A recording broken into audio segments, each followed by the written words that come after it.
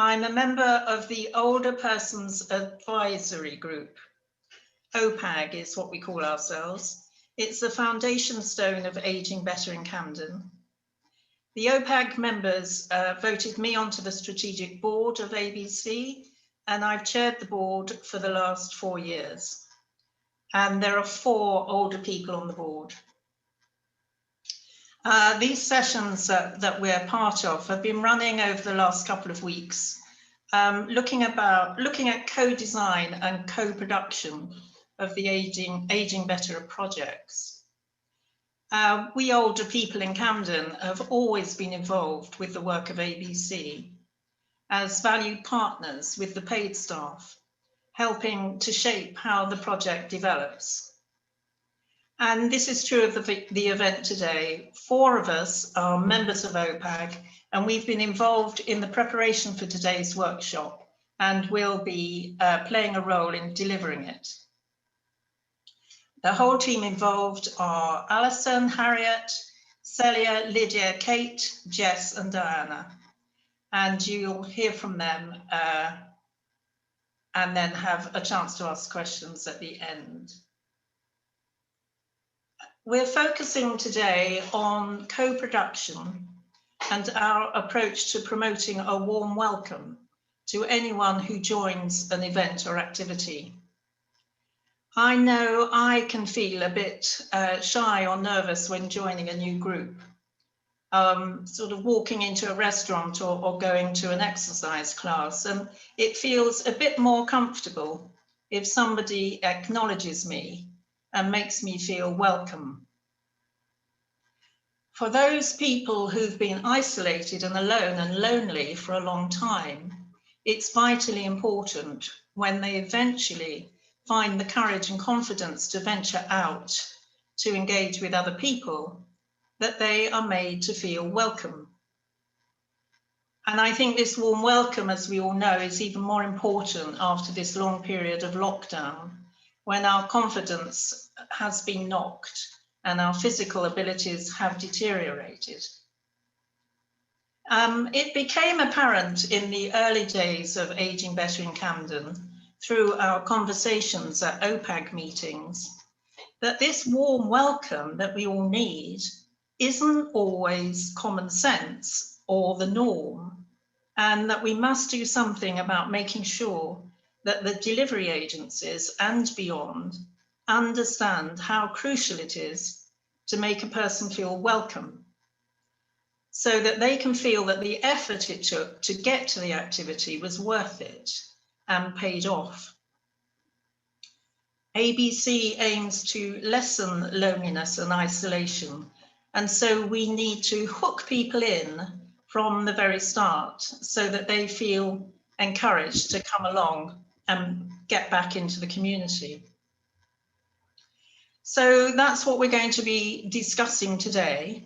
And first off, Alison Blaxland, one of the programme managers, is going to give us a bit of background to ABC and introduce the warm welcome approach. So Alison, over to you. So before we start, here's a brief introduction to the Ageing Better in Camden programme. We're one of 14 Ageing Better programmes across England which have been funded by the National Lottery Community Fund. We're a partnership of older people and Camden organisations working together to tackle social isolation and loneliness amongst older people. We're part of Age UK Camden and draw on existing skills and resources in the local community to tackle social isolation and loneliness. We fund work with over 30 local delivery partners who provide a wide range of outstanding activities, everything from art classes, yoga and jewellery making to bench walks and cabaret. We've been supporting creative ways for older people to be actively involved in their local communities for the past 6 years. Thanks to the support of the National Lottery Community Fund, we've been able to test and learn new approaches and co-produce services to make older people's lives healthier and happier. So today we're here to talk about co-production. As Sue has said, power sharing and co-production have always been at the heart of Ageing Better in Camden. Our founding principle is that older people are our greatest asset and are valuable, not vulnerable. Our core belief is that older people are not people to be done to, but people with so much to offer. And this is reflected in how ABC has been developed. Before the programme began, older people who were involved with Age UK Camden helped to shape the original funding bid. They ensured that many of the issues they felt strongly about, such as the digital inclusion strand, intergenerational work, and ways to reach older men, were built into the programme from the very start. Once the programme received funding, ABC began the process of commissioning the local projects who would deliver those activities. Older people formed the majority of members for the appraisal panel, making the decision on how the funding was to be allocated. Many of those who are involved at this stage have remained as part of the Older People's Advisory Group, who continue to meet monthly to discuss, advise and influence the programme. In addition, members of the Older People's Advisory Group sit on the Strategic Board, which holds the decision-making power for the programme. The chair of the Strategic Board, Sue Heiser, is our chair today, and Susan OPAG representative. And members work alongside peers from statutory and voluntary sector providers to continue to develop and enhance the programme. So, on to our warm welcome approach and how that was developed with the Older People's Advisory Group. Throughout the Ageing Better in Camden programme, older people have told us that being welcomed or not to a community activity has a big impact on whether or not they will return. A discussion with our Older People's Advisory Group revealed that everyone had their own stories of being welcomed or feeling rejected. So we decided to explore what a warm welcome looks like and how it can help tackle social isolation and loneliness. Here are just a few of the stories that were shared with us, which inspired us to work together with our Older People's Advisory Group, practitioners and older people to develop the warm welcome approach. People told us, I tried to go to different activities there and it wasn't very nice. I felt more depressed when I went home. Then you stop coming, that's it. For me, if we're not welcome, we just don't come. And nobody actually said to me, nobody was kind enough to say to me, oh, hi, you're new, we have this, or, oh, normally so-and-so sits here, but come and sit with us. Nobody said that. So as I've already said, the Older People's Advisory Group play a vital role in shaping all aspects of Ageing Better in Camden. And Warm Welcome approach is just one example of how we've worked together on our shared commitment to tackle social isolation. So when we went to them with some of the horror stories we'd heard, they weren't shocked. Instead, they shared their own experiences of unfriendly groups and began the conversation on why a warm welcome is key to engaging people to attend activities and then to keep them coming back. So there was clearly a need, and thanks to the National Lottery Community Fund's Test and Learn approach, we were able to review and adapt our plans to remodel the programme and focus on the co-production of a warm welcome. We consulted older people and our delivery partners to start looking at what barriers were preventing those who are socially isolated from attending some of the groups. We divided our new way of working to tackle social isolation into 3 steps. Firstly, we find the most socially isolated older people, then motivating them to get involved, and finally, where the warm welcome is vital, welcoming them with a pull to a new activity or group.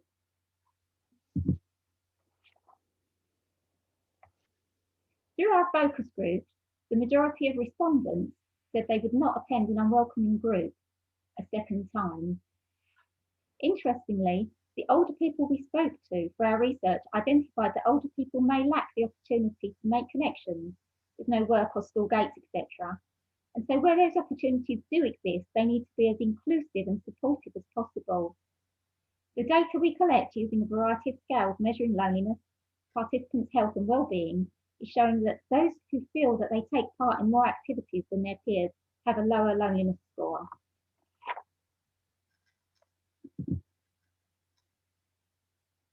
People told us how important a welcoming environment is and how it can lead to their ongoing attendance.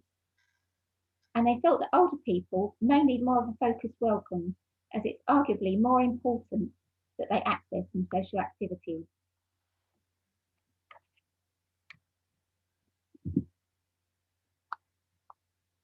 Essentially, a warm welcome promotes good practice and an understanding that while all older people deserve a warm welcome, some may actually need it to engage and remain connected. Older people who are socially isolated or lonely will often struggle to join and interact with groups. Those who have slightly higher needs around mental health or other issues will also require support to engage with community activities. Many will have had one-to-one support from a connector service to take that first step, but not all. But they will all then require the community organisation to pull them in, to help them on that first step of joining the community and so creating a sense of belonging. This is key in creating new connections.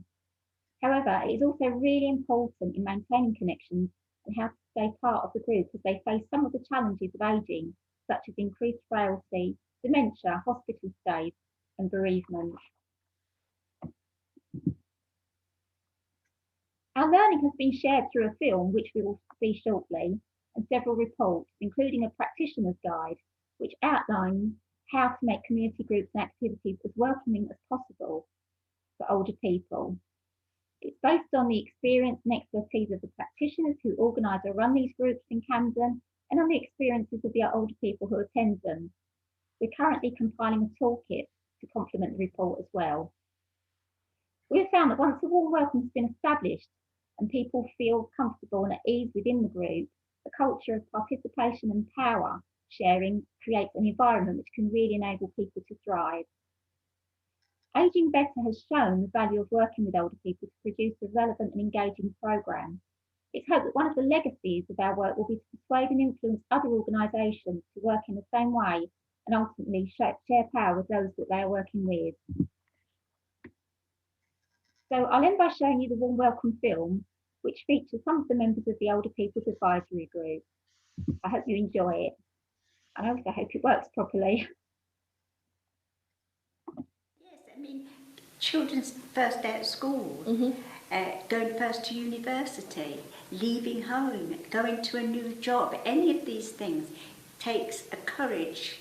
Always deep down there's this, am I going to be welcome?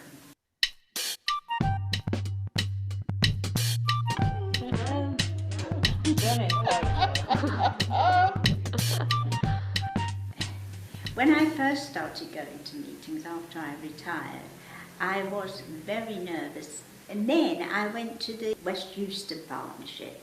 I went up and down the stairs to the door several times before I finally knocked. And suddenly a lady came forward and said, "Oh, how lovely to see you." And I felt as if, I'd sort of found a new world, discovered a new continent. They were so pleased to see me. I came to the OPAG, Older People's Advisory Group meeting for the first time just a year ago. Right away, someone welcomed me, gave me a seat that was actually quite near the person leading the meeting, and all in all, I felt welcomed. To me, a warm welcome is when somebody from the group approaches me, says hello, and initiates conversation. I would think essentially smiling faces at the reception, welcoming smile. It does help to have a phone call to remind me that I should attend. I like to be greeted and introduced to somebody, and it would help tremendously if I had a lanyard with my name, because nobody remembers everybody's name anyhow. Tea, coffee, bits to eat, and again, all of these things just encourage people like me to talk to others, to get to meet them, to get to feel that I'm welcomed. A warm welcome to any group is very important to me, because when you go at first, you might be a bit shy, and with someone there to welcome you in front of the door and to show you around makes you more relaxed and comfortable. And with that, you'll want to come back again and to tell others about the group or organization and make it grow bigger and better for everyone in the community. It is important because it does encourage one to come back to the center. It makes me feel more comfortable, and it also makes me want to participate in that group of people. It's important to me to come to these groups because it gets me out of the house, relaxes me, makes my brain work a bit faster. I'm always willing to learn more and to be able to make more friends. Also to get me out of the house and don't look after the grandchildren all the time. I want something to do for myself in my old age and not to just stay home and get lonely and bored. A warm welcome is important because a person has plucked up the courage to come to this place, and the least they deserve is a warm welcome.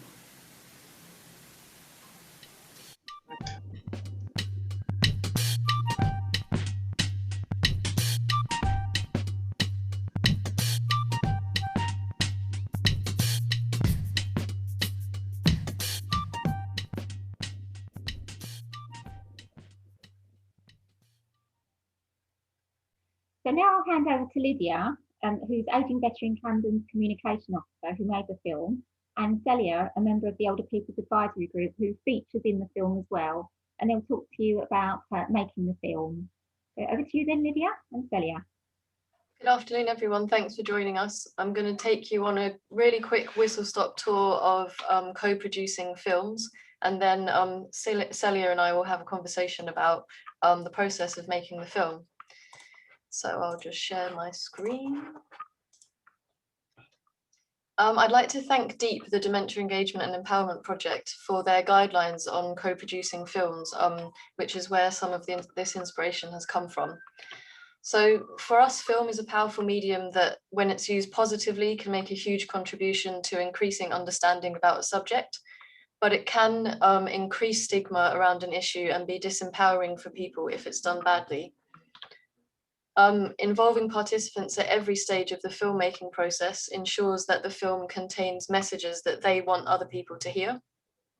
And this really involves time and planning. So you really have to ensure that you've got plenty of time to seek input and feedback from participants at different stages of the process. So I'll quickly run you through the process in 6 stages. The first is planning. So within our OPAG meeting, we had an initial discussion. What do you like or not like about other charity or awareness raising films that you've seen before? And what should the tone of the film be? So during this discussion, lots of our OPAG members said, we don't want to see, tired depictions of someone looking sad at a window. We don't want to hear sad music. We don't want to hear kind of lots of tired tropes that we've seen in films about older people before. So we decided the tone should be positive and should be active. And in this part of the process, we also discuss who'd like to be involved in the film and how they could get involved and allow people to ask any questions. So next up, I draft an outline and then take it back to the group. We discuss the outline and I simply ask, what do you think of it? Is there anything missing? And is there anything that isn't quite right at this point? So once we've got our outline, we move on to recruiting participants for the film. So to do this, it's important to have a letter so that people have information in front of them and they can also refer back to it when they're thinking about whether or not they might like to be involved with the film. So some of the key details would be who you are, specifically your role in the organisation, and if you're not within that organisation, who you are as a filmmaker, why you're making the film, who will watch the film and how will they watch it? Will there be a screening? Will it be available all over the internet? Who's funding the film? The tone of the film and how participants will be portrayed. It's really important to provide a way for people to contact you if they've got any questions about being involved. Provide information about how people can get involved and what exactly will be required. So which times and dates people will be required, and be respectful of people's time. Finally, it's important to include an understanding of what will happen if someone changes their mind at any stage of the process, or if they don't want to be involved anymore. It's important to be really transparent about that. Will they be able to be removed from the film? Will they be able to say, actually, I don't want to take part anymore? So when everyone's read the letter and had a chance to digest some of that information, we'll discuss it as a whole group, allow for questions, And after the group meeting, I tell everyone I'll be around for a while if you'd like to have a chat one-to-one if there's a question you didn't feel comfortable asking in front of the group. And hopefully at this point you get some takers. Next stage is filming. So for this particular film, we did all the filming on a day of the OPAG meeting straight after the meeting so that no one has to travel, and so that some people decided on that day, actually, I'm going to go for it and I'm just going to be involved. It's really important to ensure that people know how the interview will work. So explain that they can do takes as many times as they want, explain that you can edit things out, make sure that everyone knows it doesn't have to be a perfectly polished speech and that they can say, oh, stop at any point. Make it fun, put people at ease. One way I like to do this is explaining to people as I'm doing it, what I'm doing. This is the microphone, I'm going to point this at you, either look into the lens or look over here at me. Some people might even like to come behind the camera and have a go themselves and stick me in front of the camera and see how that feels.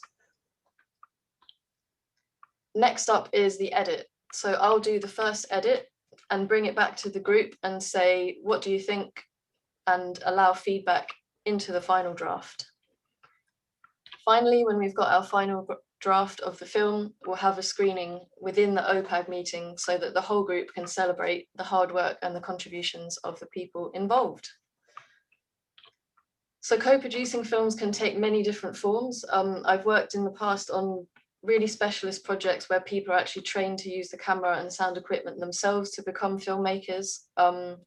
So if you've got any other questions about different modes of co-producing films, please get in touch. I've put my email address there. I'm going to stop sharing now and welcome Celia, one of our participants in the film. Hello, good afternoon. Celia, could you tell us a bit about why you decided that you'd like to be involved in the film and why that was important for you? As I said in the film, I thought it quite important that people have a warm welcome, but also as someone who participates in OPAG, I mean, I'm informed and have a big mouth and I'm opinionated. And so I'm there partially because I think it's important that older people have a voice, and this is my neighborhood and this is my city. So that's part of that aspect of I participate because I think it's for the good. In the case of this film, I'm not great at being in front of the camera. I like being behind the camera. But again, it was an important message because that warm welcome definitely mattered to me. And I know it absolutely matters to others. And so I thought it an important film to make. And how did you feel like the process went? Did it feel awkward and difficult, or did it feel okay to you? Yeah, well, it felt very natural because, again, it wasn't a speedy process. So it was developed. So it felt like a natural, organic process rather than, okay, well, this is what we want to do with you people, if you see what I mean. Yeah. We were part of that process. And I think that is absolutely important. Which again is why I'm participating now. I think it is important to ensure that others get the message of including, having co-participation rather than just suggesting what we should do, but having us take part in it. Absolutely. And how did you feel about kind of putting your trust in us to be involved in that process? Again, I think because it was not a rapid process, because we had taken part all the way through, I could opt in or out. It felt fine to me just to express myself, knowing that I trusted you and I trusted the editing and I knew I could look at it before it went out. That's why, again, the process you've indicated in terms of those very important steps. Knowing that, okay, I could opt out, before you finish that film and say, actually, I hated the way I looked. I did, but that's just my point. I always say the way I looked on film.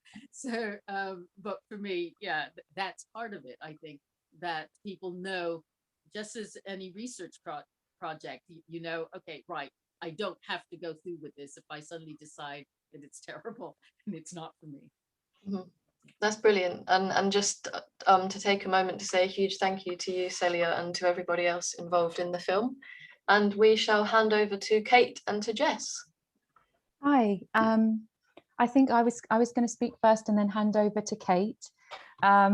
So I am Jess. I'm the project coordinator for We Are Aging Better in St Pancras and Somerstown.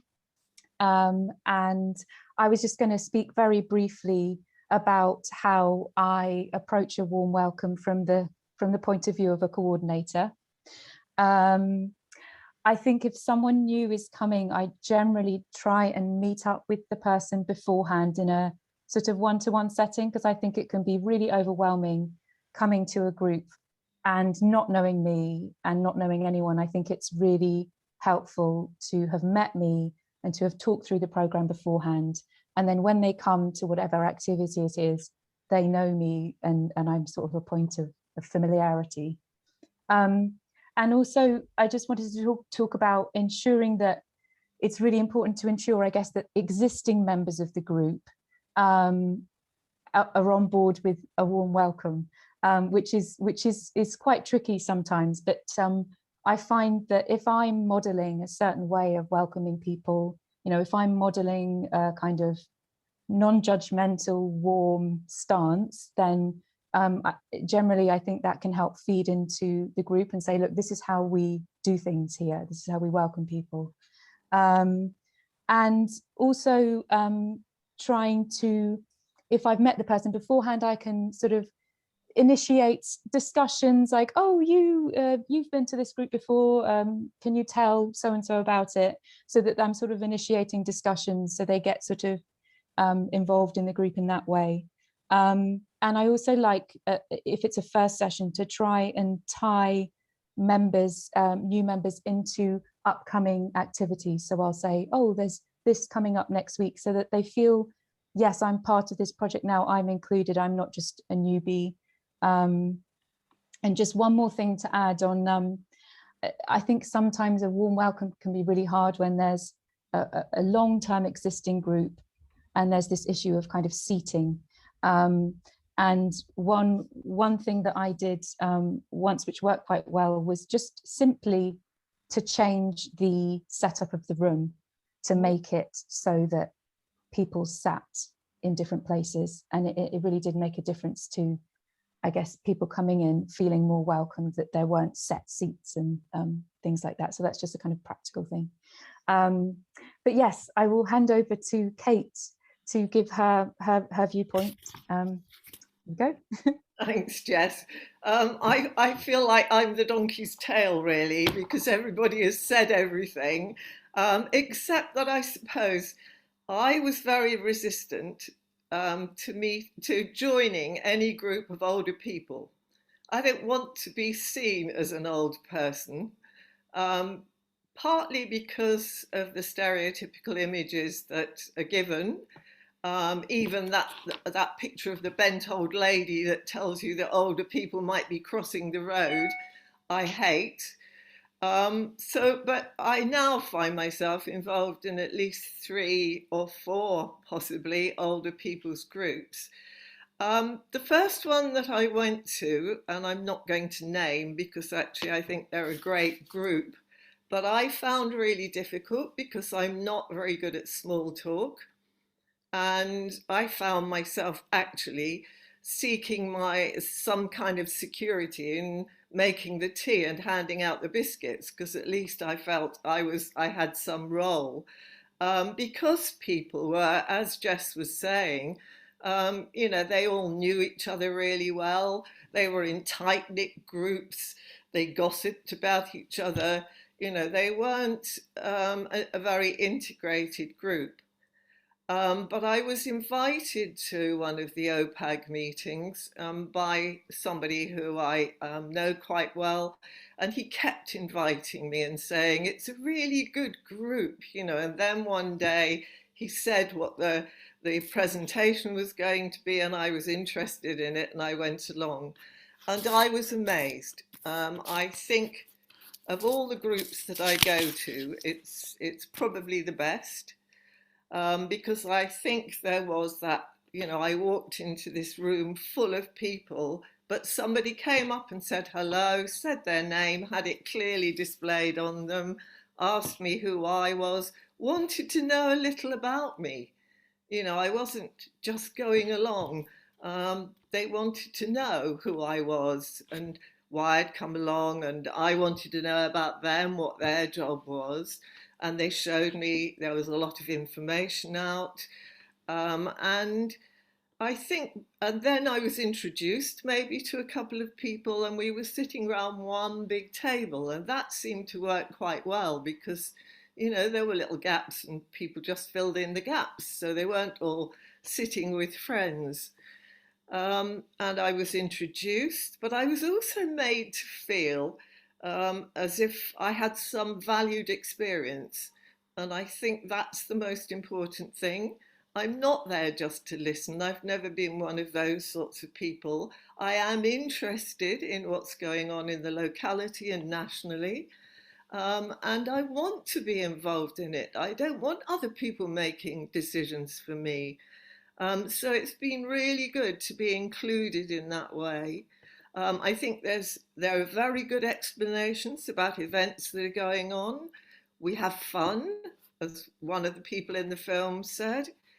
And I think that we share a lot. We share a lot of information and expertise and make friends. You know, my husband died 8 years ago, and I must say I felt really isolated, and certainly the pandemic hasn't helped in that respect. But I think the other thing is that you feel equal to everybody there, and at the end you're invited to come back and you're given information about it. And I think that is really important, because it is really awful if you just walk away from a meeting and you haven't the faintest idea what's going to happen next or whether anyone will ever contact you. So I actually think that the group is run really, really well, and it's been a major contribution to my life now. So I'll just finish off with that, really. There isn't any more to say. And thank you for listening. I'm handing over to Sue, I think. You are. Brilliant. Oh, I so enjoyed hearing what everybody had to say, and I hope you who've joined us today really enjoyed that. There's a chance now for questions, and any of the speakers that you've heard will be able to answer those questions. We were suggesting that you put questions into the chat, but I don't know that any have come up yet. So please raise your hand if you can. Can we see a hand risen if the screen is off, if the cameras are off? Is that possible? Yeah, it is. So are there any questions out there? Could you, Annabelle, yes. Yeah, but I can't work out how to raise my hand except by actually raising this hand. I'm looking on the screen, I'm like, oh, I don't know what to do. I guess this is a question for, for you, Sue, about how you feel your role as a sort of OPAG representative on the strategic board, which then sort of shapes the funding of the programme, how those two, for you, how those two roles fit together, and whether you see the OPAG representatives that sit with you on the strategic board, which obviously includes you, Diana, as well, whether you feel that that works in creating a sort of equal peer group with the other statutory and voluntary sector agencies that sit on that strategic board.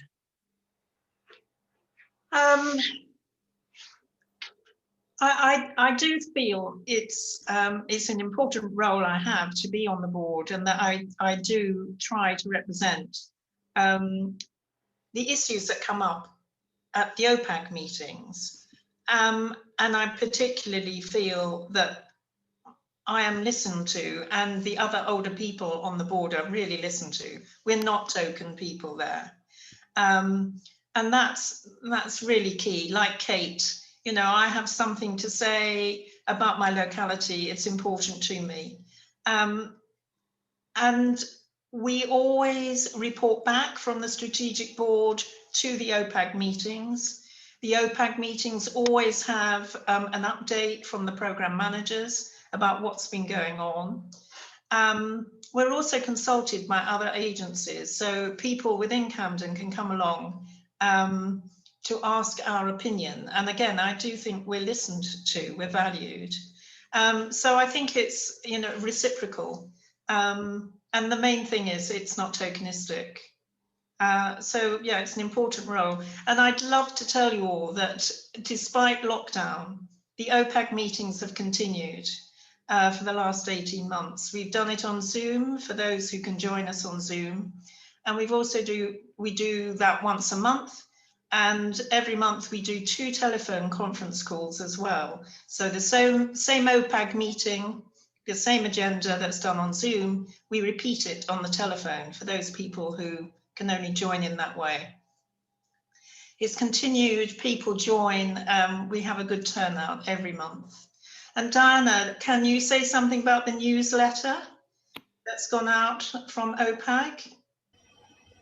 I think one of the really nice things that happened was right at the beginning of the lockdown, in more than a year ago. OPAG made a huge effort at keeping everybody in touch with each other, and I think Sue did the first one.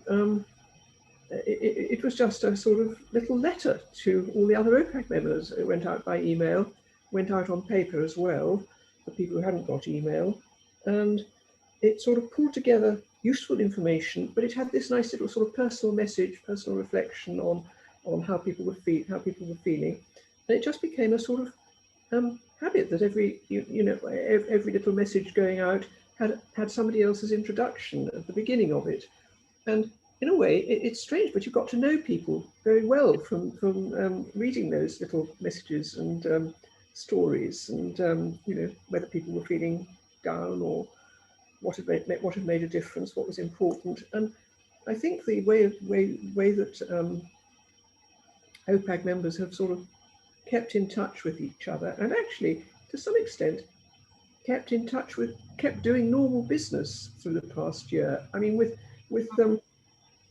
useful discussions about controversial things like HS2, which is really important. And it's like Sue was saying.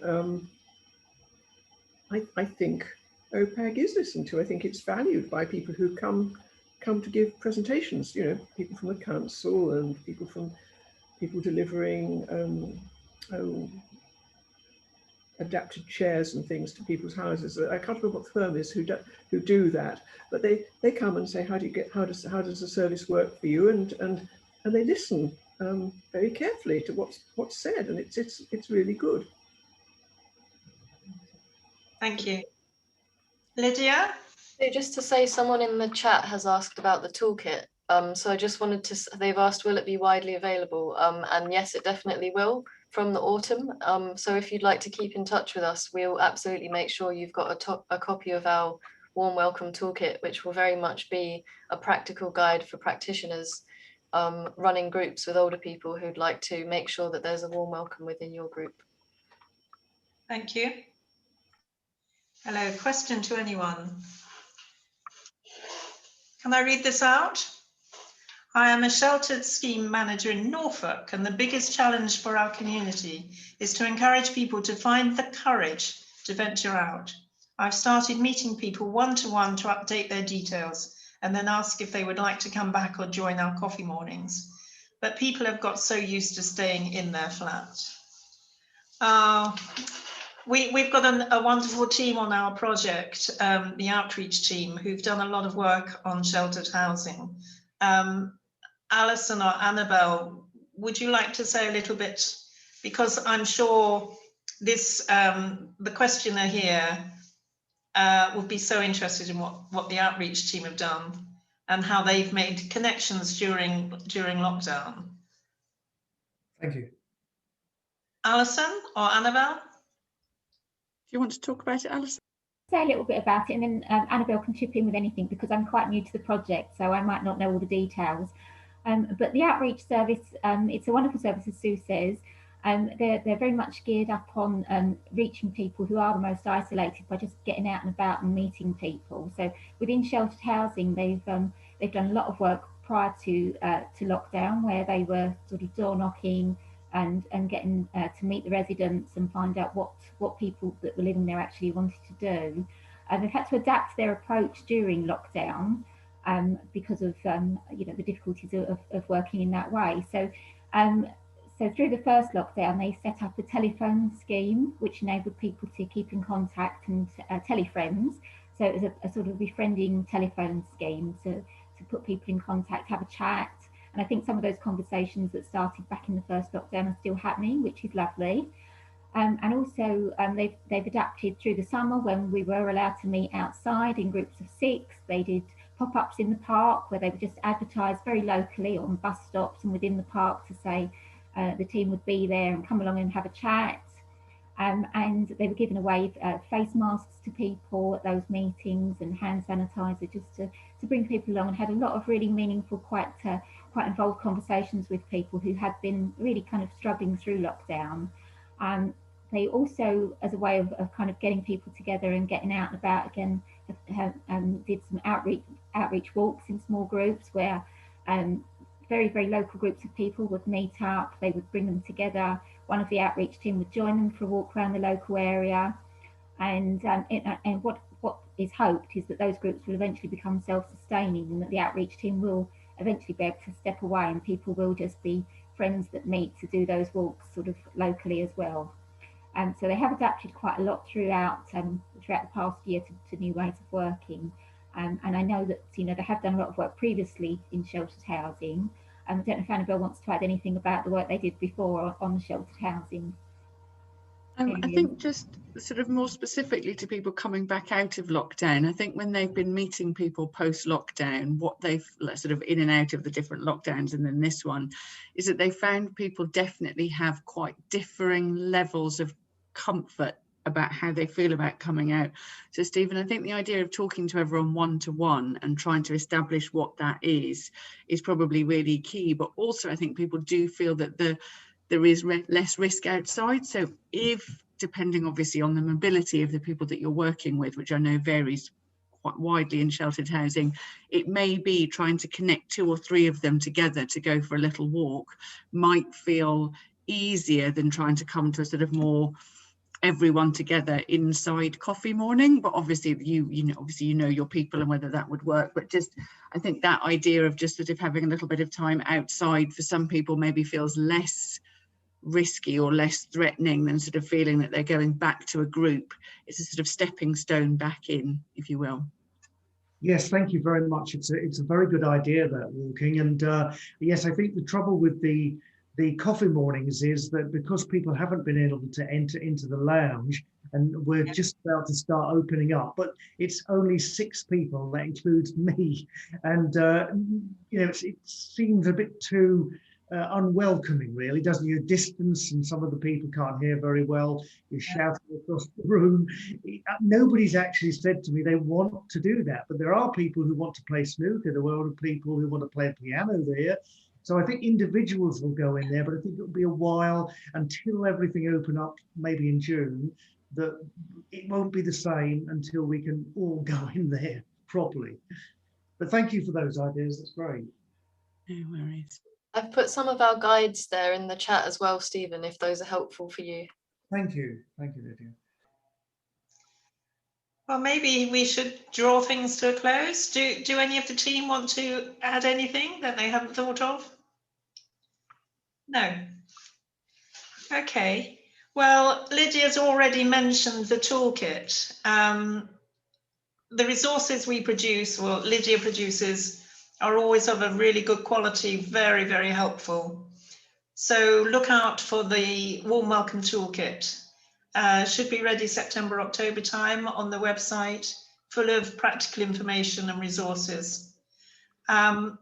And get in touch if anything that you've heard today is of interest and you want to follow it up. Thank you very, very much for coming. And thank you to all the participants on the team for doing your bit in this very co-produced way. I've really enjoyed it. Thank you very much. and bye-bye.